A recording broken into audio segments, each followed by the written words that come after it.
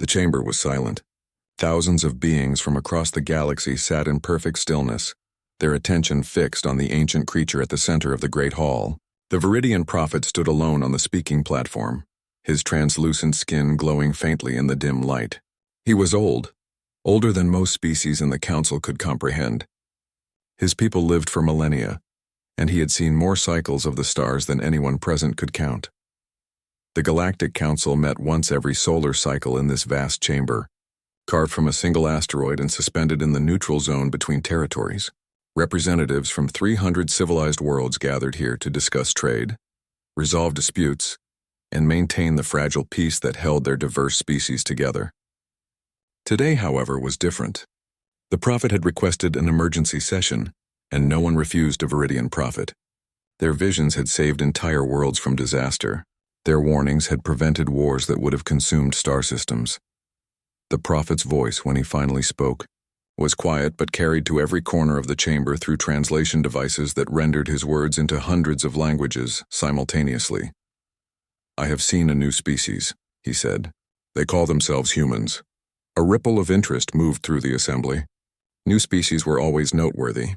The galaxy was vast, and despite millennia of exploration, civilization still encountered unknown peoples in distant arms of the spiral. They live on a world they name Earth, in a system unremarkable in every way, the prophet continued. Their sun is average. Their planet is neither the largest nor the smallest. They have only recently split the atom and begun to reach beyond their atmosphere. By all measures, they are primitive, weak, insignificant. Commander Zekthor of the Cathrack Empire shifted in his seat. The Cathrack were warriors, a species that had conquered 24 worlds through superior military might and ruthless efficiency. They believed in strength above all else. Weakness was to be exploited or eliminated. Zekthor's forearms were covered in scars from countless battles, and his reputation as a brilliant strategist had earned him a position of high authority in his empire. He leaned forward, his interest piqued. "Then why do we concern ourselves with them?" Zekthor's voice was harsh, translated into the common tongue with a metallic edge. "If they are weak and primitive, they are no threat to anyone. Let them develop in peace or die in obscurity. The galaxy is indifferent to such species." The prophet turned to face the Cathrack commander. His eyes, which had witnessed the birth and death of stars, held a sadness that made several nearby delegates uncomfortable. "Because I have seen what they will become," the prophet said. "And more importantly, I have seen what happens if you strike them first." The chamber grew quieter still. A Vidian prophecy was not to be taken lightly. Humans are not the strongest species. The Cathrack warriors could defeat them in single combat with ease. They are not the fastest. The Sylth can cross distances humans cannot imagine. They are not the smartest. The Vidian have solved mathematical problems that would take human computers centuries to process. They are not the longest lived. My own people will see the heat death of the universe while humans are dust. The prophet paused, and when he spoke again, his voice carried a weight that made the ancient chamber feel suddenly smaller. "But humans have something that will make them the most dangerous species you will ever encounter. They remember. They hold grudges across generations.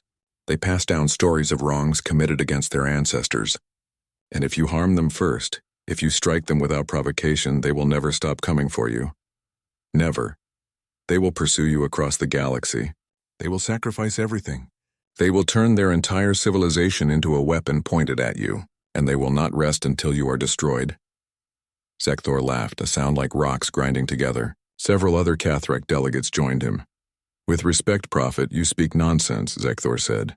"We have fought species that span solar systems. We have crushed civilizations that had technology beyond anything these humans possess. What makes you think they would be any different? Vengeance is empty unless backed by power." The prophet closed his eyes. "I have seen your future, Commander Zekthor. I have seen what happens when the Cathrack Empire decides that humans are a potential threat. I have seen your preemptive strike. I have seen the human colonies burning, and I have seen what comes after. The humans will not submit. They will not negotiate. They will not forgive. They will build weapons from the wreckage of their own destroyed worlds. They will turn their grief into fury and their fury into purpose. And in the end, Commander, I have seen the Cathrack homeworld silent and empty, a monument to the mistake of striking first." The chamber erupted in voices. Some species called for the prophet to explain further. Others demanded to know when this would happen. The Cathrack delegation shouted denials and accusations. Through it all, the prophet stood silent, waiting for the chaos to subside. Counselor Mir-An, a diplomat from the peaceful Lorian collective, rose from her seat. Her species valued wisdom and careful thought above all things. Prophet, we have always heeded your warnings, but you ask us to accept a future that seems impossible. These humans have not even achieved faster-than-light travel. How can they possibly threaten an empire like the Cathrack? The prophet opened his eyes and looked directly at her. Because humans do not need to be strong to be unstoppable. They only need to be angry. And they only need a reason to never give up. If you leave them in peace, they will become your friends. They will trade with you. They will learn from you. They will add their unique perspective to the galactic community. But if you hurt them first, if you kill their children and burn their homes, you will create an enemy that will outlast your civilization. Zekthor stood, his massive frame towering over his seat. The Cathrack Empire does not fear prophecies or warnings. We make our own future through strength and decisive action. If these humans become a threat, we will eliminate that threat before it grows. That is wisdom. That is survival. The prophet looked at him with infinite sadness. Then I have wasted my breath. The vision will come to pass. I only hope that other species will learn from your mistake before they make the same error. The council session ended in disorder. The prophet's warning was recorded in the official archives, but no action was taken. Most delegates dismissed it as the confused ramblings of a prophet who had lived too long. The Cathrack delegation returned to their empire, convinced that the old Vidian had lost his ability to see clearly. Only Counselor Mir-An took the warning seriously.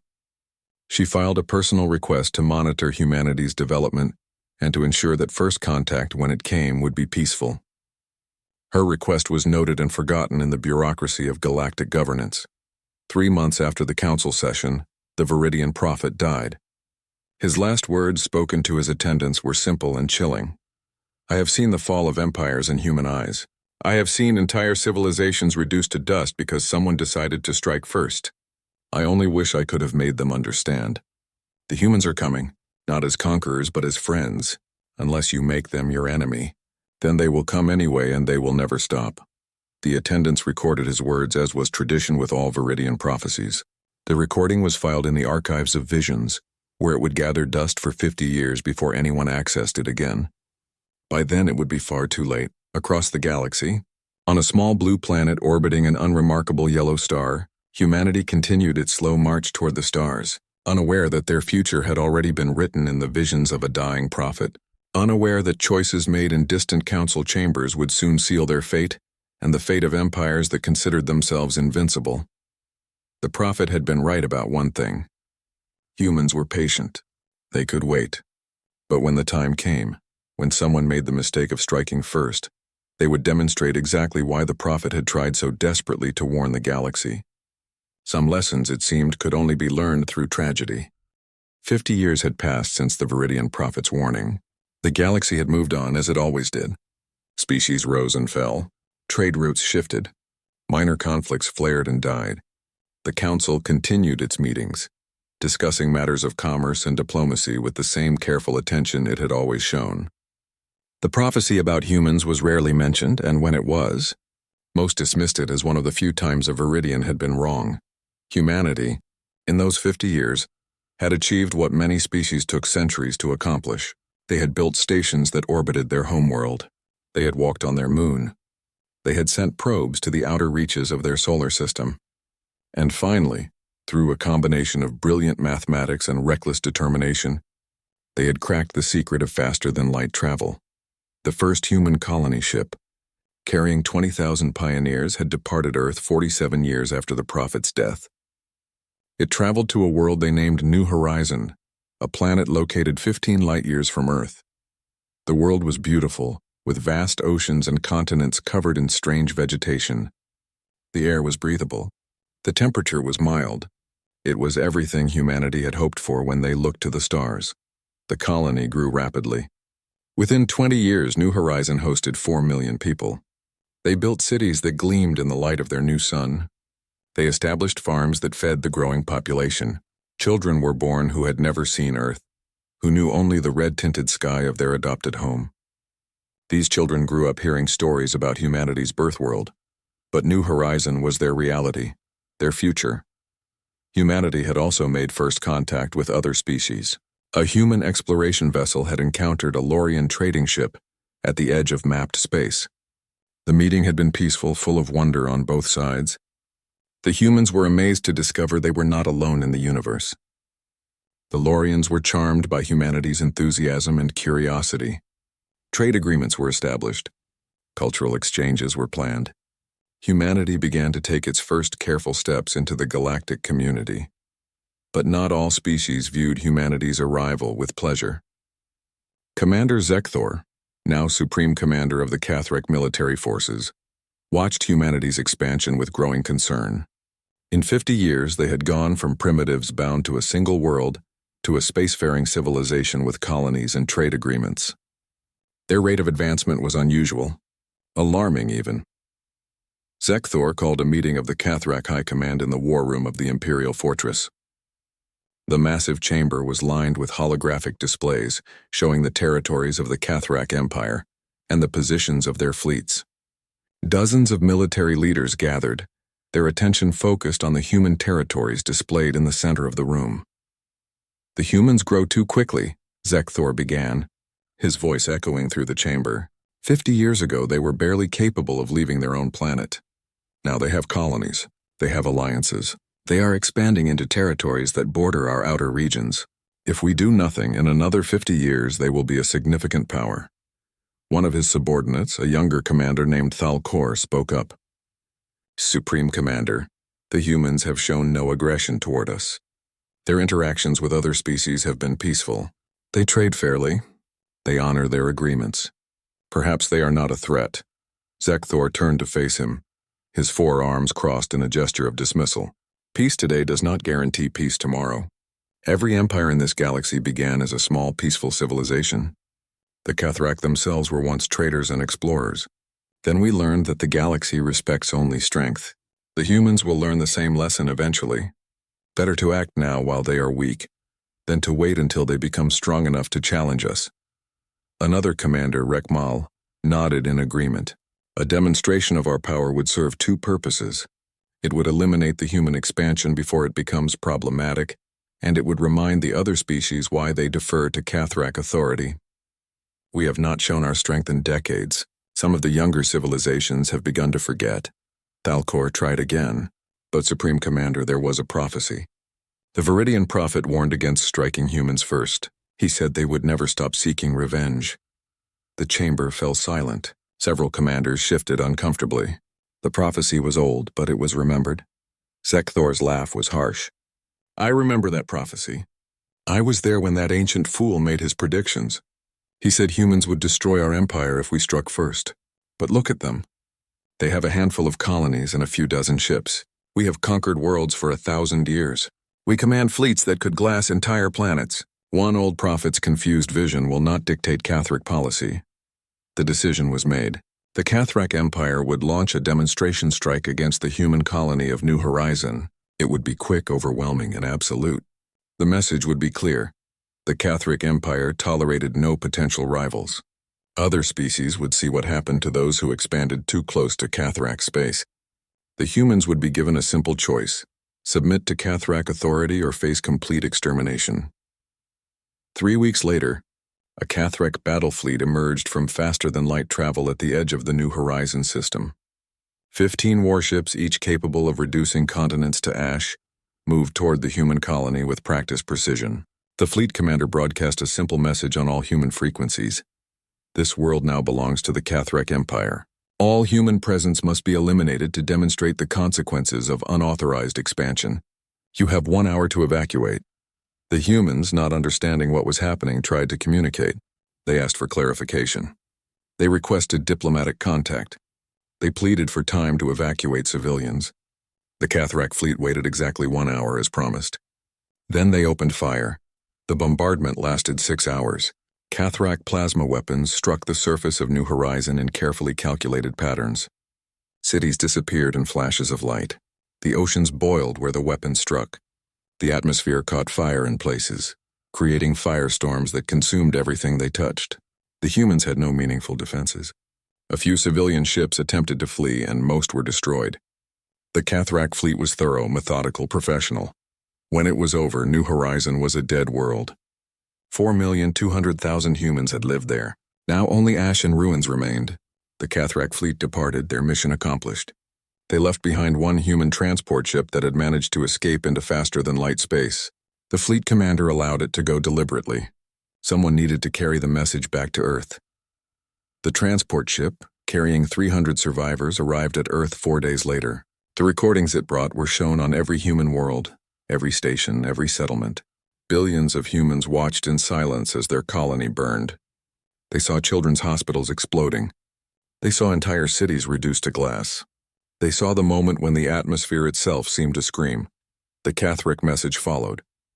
It was simple, translated into human languages by their computers. This is the price of expanding without permission. Submit to the Cathrack Empire and accept our authority, or every human world will share New Horizons' fate.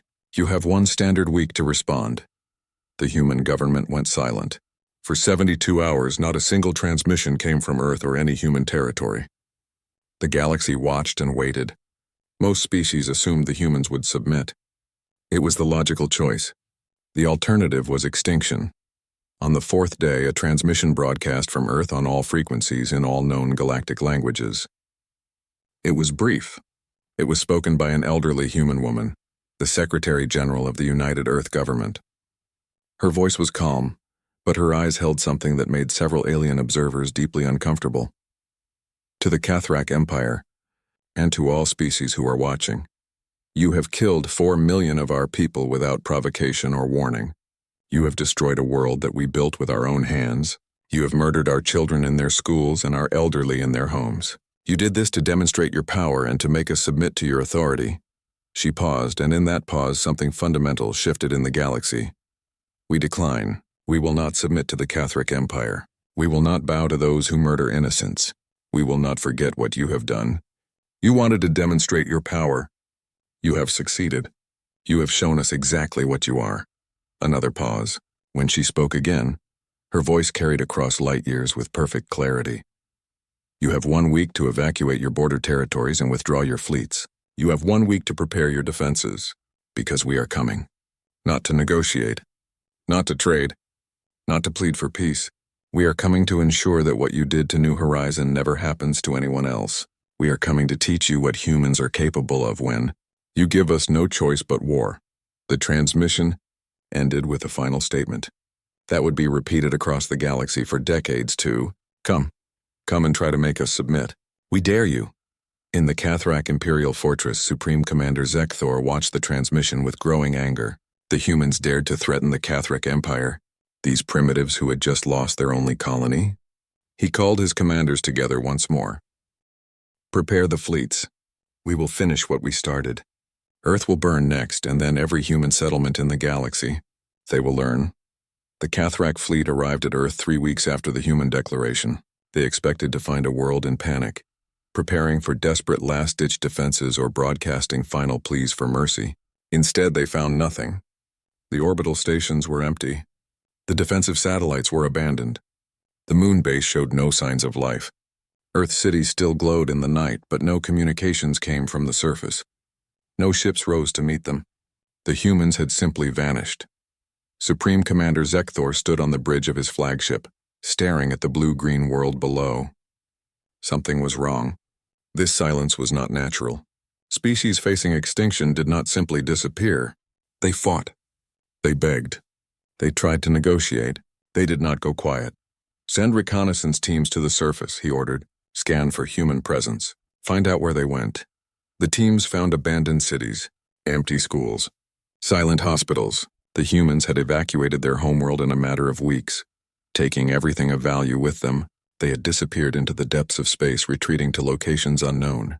The Cathrack searched for months but found only empty settlements and deserted outposts. It was as if humanity had been erased from the galaxy. 5 years passed.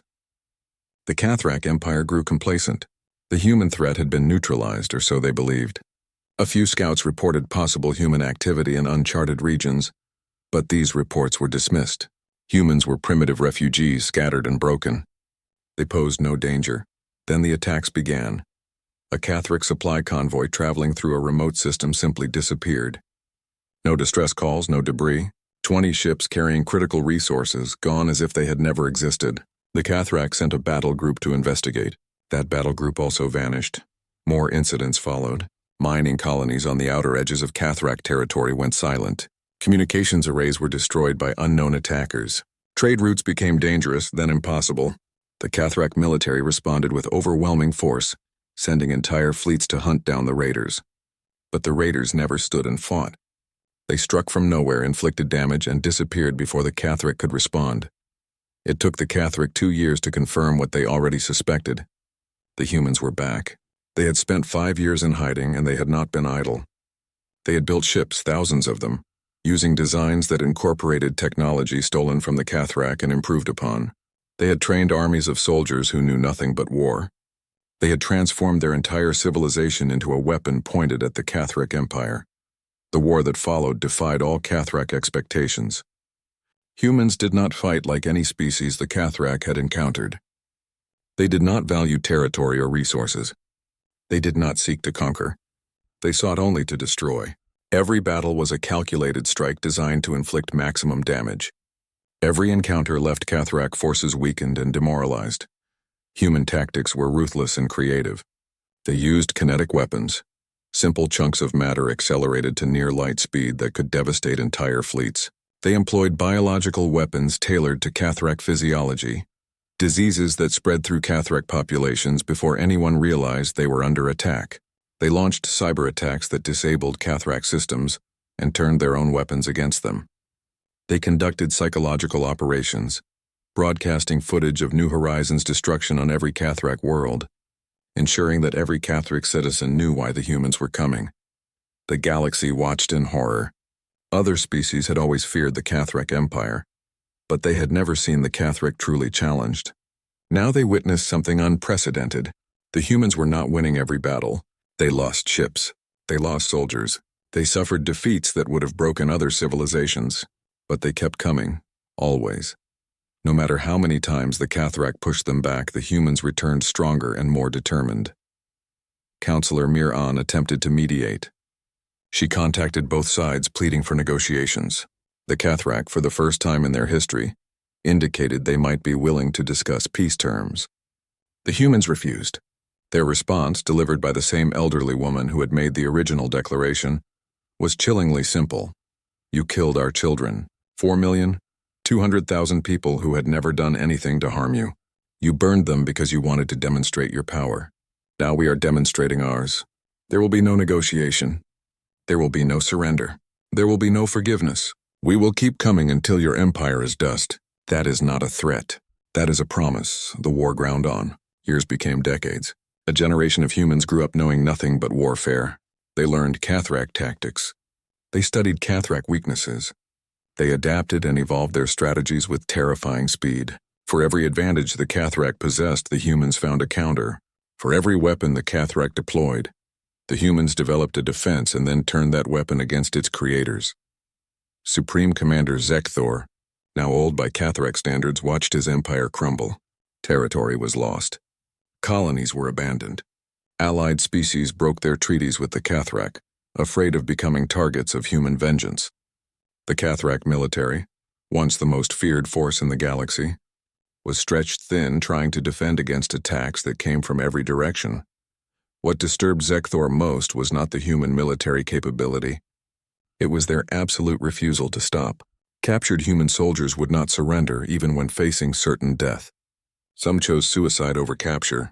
Those who were taken alive refused to provide information, no matter what methods were used. They would look their captors in the eye and recite the names of the dead from New Horizon, all 4,200,000 names. They had memorized them. Every single human soldier carried the complete list. 20 years into the war, the tide began to turn decisively. The humans had reverse-engineered Cathrack technology and improved it.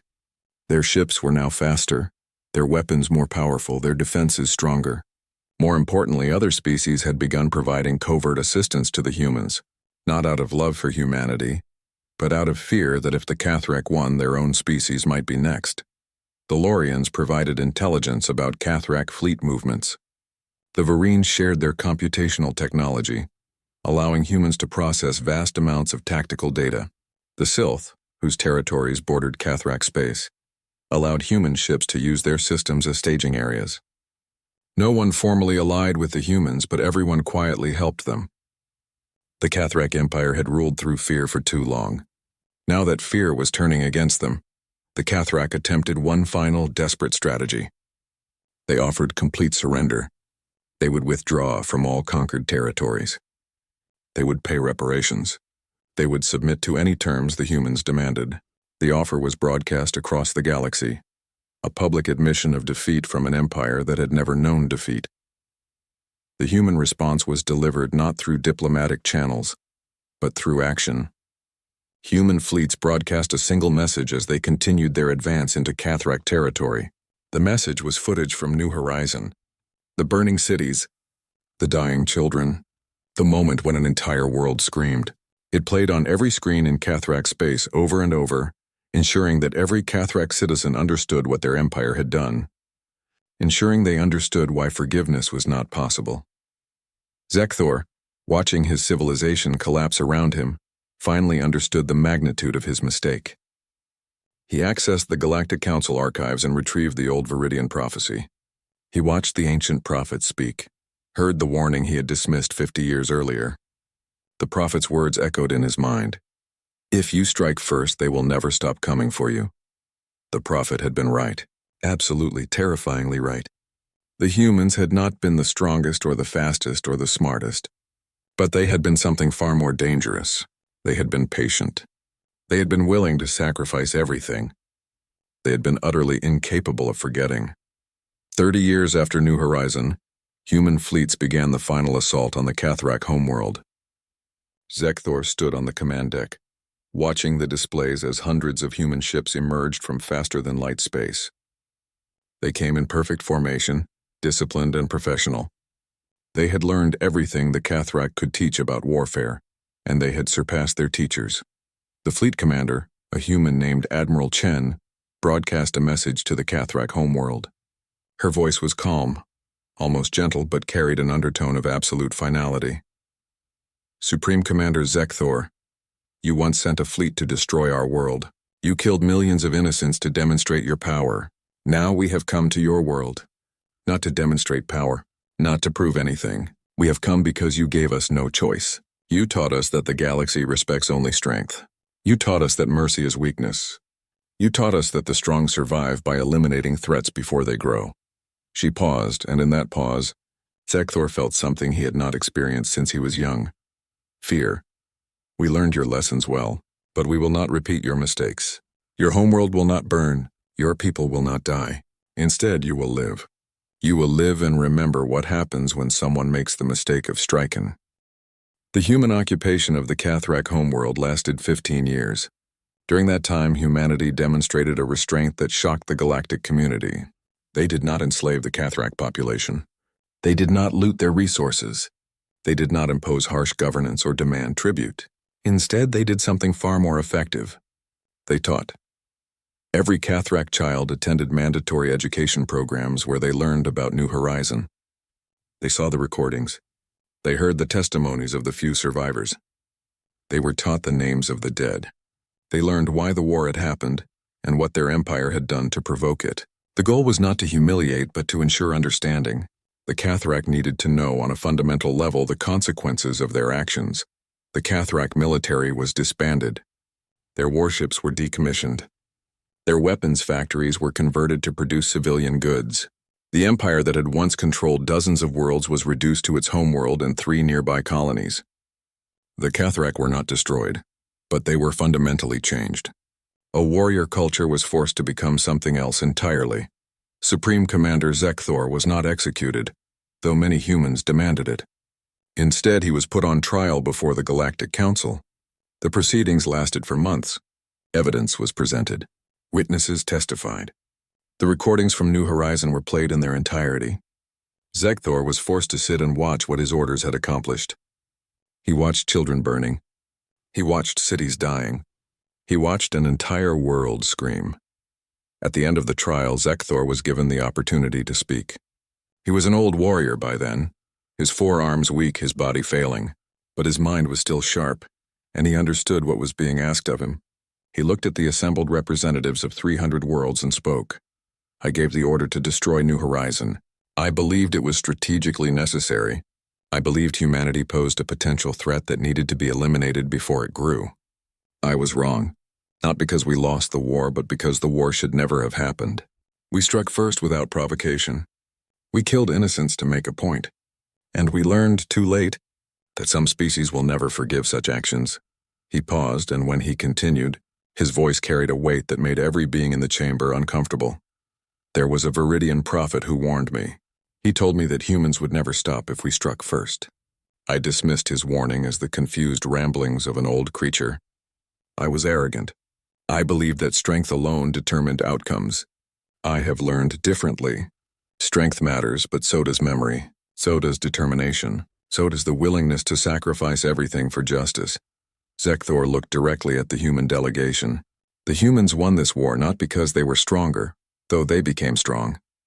They won because we gave them a reason to never surrender. We made them our enemy through our own actions. That is the lesson I hope every species here takes from this. Do not strike first.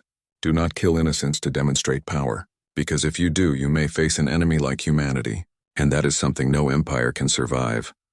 The Galactic Council sentenced Zekthor to life imprisonment. He would spend his remaining years in a human facility, surrounded by images and recordings from New Horizon. He would see the consequences of his decision every day until he died. It was not revenge. It was education. The humans wanted him to understand, truly and completely, what he had done. 45 years after the destruction of New Horizon, humanity withdrew from the Cathrack homeworld. They had accomplished their goal. The Cathrack understood their mistake. The galaxy understood the consequences of unprovoked aggression. The message was clear. Humanity would trade with anyone, befriend anyone, help anyone. But if you killed their people, if you struck first without cause, they would come for you, and they would not stop until you understood why what you did was wrong. Humanity requested a seat on the Galactic Council. There was no debate. The motion passed unanimously.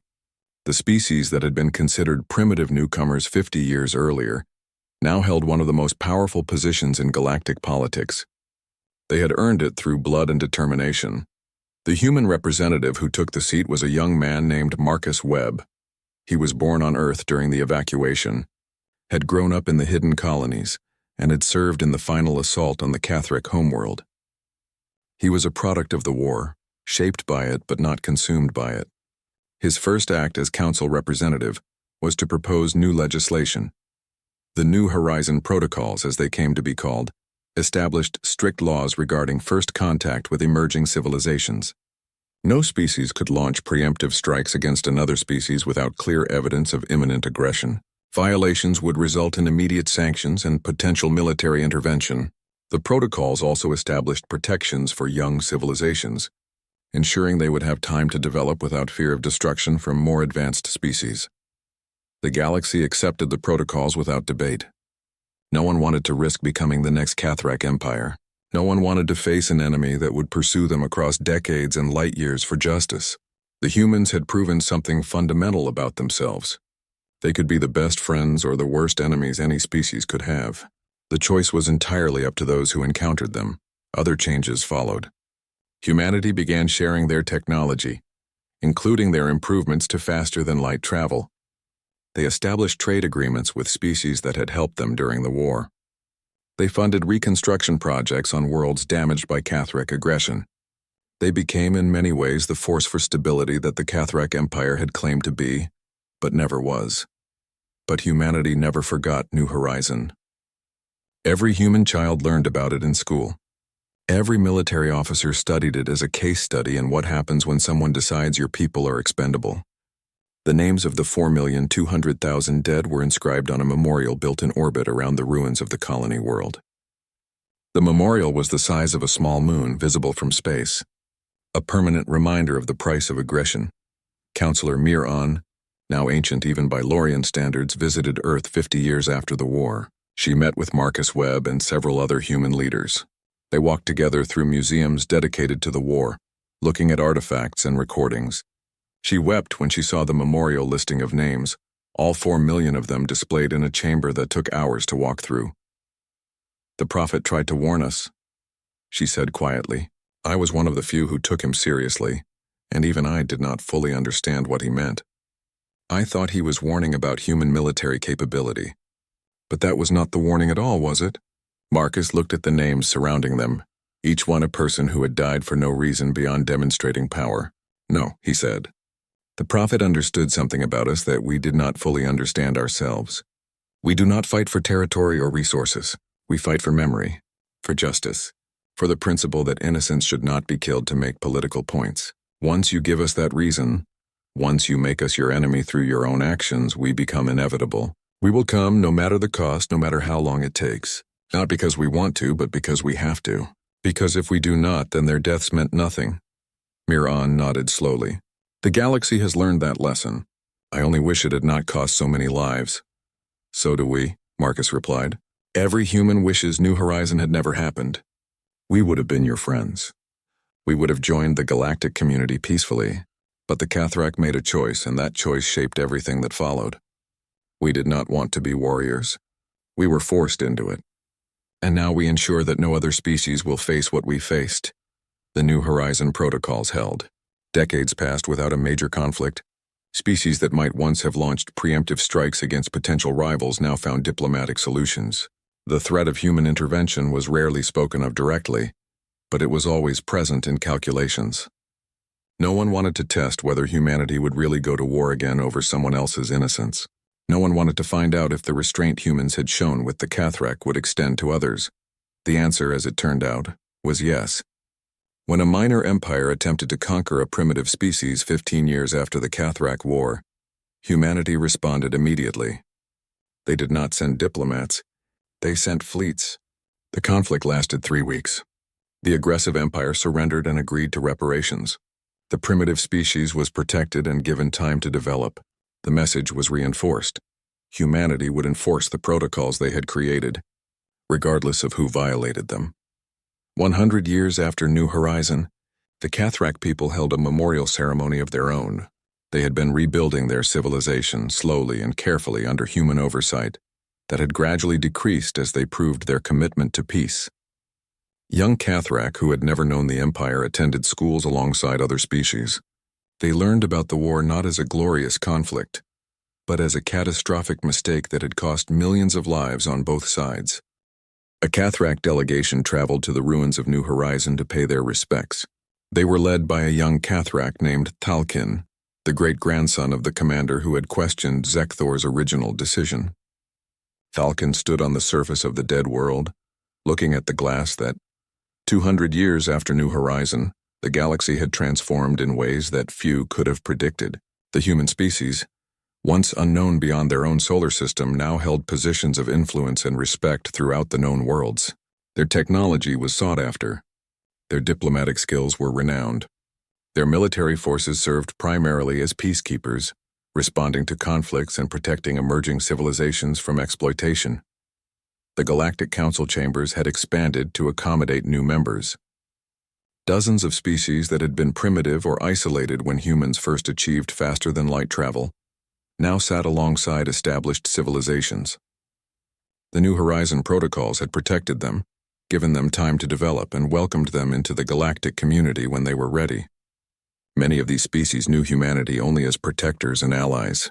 The war with the Cathrack was ancient history to them, a story from before they had even discovered fire. But humanity remembered. They always remembered. Earth had been rebuilt and repopulated. The evacuation had been temporary, a strategic necessity during the war. Now it was home to 12 billion humans and served as the cultural and political heart of human civilization. But it was no longer the only human homeworld. Dozens of colonies spread across the galaxy, each one unique, each one contributing to the tapestry of human culture. New Horizon remained untouched. The world was dead, its surface still scarred by Cathrack weapons, its cities still visible as patches of melted glass. Humanity had refused all offers to help terraform and restore it. The planet stood as it was, a memorial to those who had died and a reminder of why the New Horizon protocols existed. Ships visited regularly, bringing students and pilgrims who wanted to understand the foundation of modern galactic law. Ambassador Sarah Chen, the great-great-granddaughter of the admiral who had led the final assault on the Cathrack homeworld, stood in the council chambers preparing to give her first major address. She was young by human standards, barely 40, but she carried herself with the confidence of someone who understood the weight of history. Her appointment had been unanimous. Every species on the council trusted her family name, respected the legacy it represented. The topic of her address was controversial. A faction within human government wanted to begin restoring New Horizon. They argued that 2 centuries of mourning was enough. The dead would want the living to move forward. The planet could host millions of people, could become productive again. Leaving it as a memorial was a waste of resources and an anchor that kept humanity tied to past trauma. Sarah disagreed, and she was here to explain why. Honored members of the Galactic Council, she began, her voice carrying through the chamber's translation systems. I stand before you today to discuss the future of New Horizon. Some in my government believe it is time to restore the world, to rebuild what was lost, to transform tragedy into renewal. I understand their reasoning. I even sympathize with it, but I am here to argue that New Horizon must remain exactly as it is. She activated a display showing images of the dead world, ruined cities, scorched continents, the vast orbital memorial with its millions of names. 200 years ago, my ancestor led human forces in the final battle of the Cathrack War. She could have destroyed their homeworld. She could have killed billions of Cathrack in revenge for the millions of humans who died. She chose not to. Not because she was merciful, but because she was wise. She understood that the goal was not revenge, but education. The galaxy needed to learn a lesson, and that lesson required living witnesses. Sarah paused, looking around the chamber at representatives from hundreds of worlds. That lesson has been learned. The New Horizon protocols have prevented countless conflicts. Emerging civilizations are protected. Preemptive strikes are illegal and enforced. The galaxy is more peaceful now than it has been in recorded history. We achieved this not through conquest or dominance, but by demonstrating what happens when someone makes the mistake of striking first. She changed the display to show statistics. Conflicts prevented, species protected, lives saved by the protocols. But memories fade. Generations pass. 200 years seems like a long time, but in the span of galactic history it is barely a moment. There are species in this chamber who were not even aware of other civilizations when New Horizon burned. They know the protocols exist, but they do not truly understand why. They have never seen the cost of ignoring them. Sarah's voice grew harder, colder. New Horizon is not just a memorial to our dead. It is a warning to the living. It is proof that we will never forget. It is a reminder that humanity keeps its promises. We promised the Cathrack that we would never stop, and we kept that promise. We promised the galaxy that we will protect the innocent, and we keep that promise too. But underlying all of this is another promise, one we have never needed to state explicitly. She looked directly at the assembled delegates. If you strike first, if you kill our people without cause, we will come for you. We will pursue you across light years and generations. We will sacrifice everything to ensure justice is done, and we will leave a scar on the galaxy that reminds everyone forever of what you did and what it cost you. The chamber was silent. Several younger species looked uncomfortable. They had heard stories about human determination, but hearing it stated so bluntly was different. Some say this makes us frightening. Some say we should move past our trauma. Some say that holding on to grief for 2 centuries is unhealthy. Perhaps they are right, but they miss the point. We do not maintain New Horizon because we cannot let go. We maintain it because we choose not to, because the moment we forget, the moment we allow those deaths to become merely historical footnotes, is the moment someone else will decide that preemptive strikes are acceptable, that demonstrations of power are necessary, that innocents are expendable. Sarah turned off the displays and spoke directly without visual aids. My great-great-grandmother knew something that I think we sometimes forget. Peace is not natural. Cooperation is not default. The galaxy's current stability exists because we made it clear that certain actions have consequences so severe that no rational actor would risk them. New Horizon is part of that equation. It is the evidence, the proof, the permanent record of what happens when you mistake humanity for easy prey. A Cathrack delegate stood, the first time a Cathrack had spoken in council chambers in decades. He was young, born long after the war, but he had studied it extensively. Ambassador Chen, The Cathrack people support your position. New Horizon must remain as it is. We need that reminder as much as anyone. Perhaps more than anyone. Our ancestors made a terrible mistake, and we have spent 2 centuries learning from it. But memories are short, even among the Cathrack. New Horizon ensures we never forget what pride and arrogance cost us. He sat down, and Sarah nodded to him respectfully. The Cathrack had become humanity's most reliable allies in enforcing the protocols. They understood, on a fundamental level, the importance of remembering mistakes. The vote was unanimous. New Horizon would remain untouched. The memorial would be maintained. Future generations would continue to learn about the price of aggression. The galaxy would remember why the protocols existed and what happened to those who violated them. After the session, Sarah visited the memorial orbiting New Horizon. She walked through the Chamber of Names as her family did every year. 4,200,000 names. Each one a person. Each one someone's child, parent, friend, lover. Each one dead because someone decided they were expendable. An old veteran approached her. He was ancient, over 120, one of the last survivors from the evacuation of Earth. He had fought in the early years of the war, back when humans were still learning how to survive against Cathrack weapons. His body was failing, kept alive only by advanced medical technology, but his mind was sharp. "Good speech," he said quietly. "Your ancestor would be proud." "Thank you," Sarah replied. "Did you know anyone whose name is here?" The old man nodded slowly. "My daughter. She was 6. She wanted to be a doctor. She was in a children's hospital when the bombardment started. I watched the recordings. I saw that hospital burn. That is why I enlisted. That is why I fought. Not for territory or revenge. I fought to make sure no other parent would have to watch their child die like that." He looked around at the names. Millions of them. People who did not live through it do not understand. They think 200 years is a long time. But for those of us who were there, it is yesterday. We cannot forget. We will not forget. And as long as this memorial exists, as long as New Horizon remains as it is, the galaxy will not forget either. Sarah placed her hand on the wall, touching the engraved names. We did what we said we would do. We never stopped. We made sure the Cathrack understood. We made sure the galaxy understood. And now we ensure that understanding persists. That is our duty to the dead. Not revenge, not bitterness, just memory and vigilance. The old veteran smiled slightly. The Vidian prophet understood us better than we understood ourselves. Hiwarne,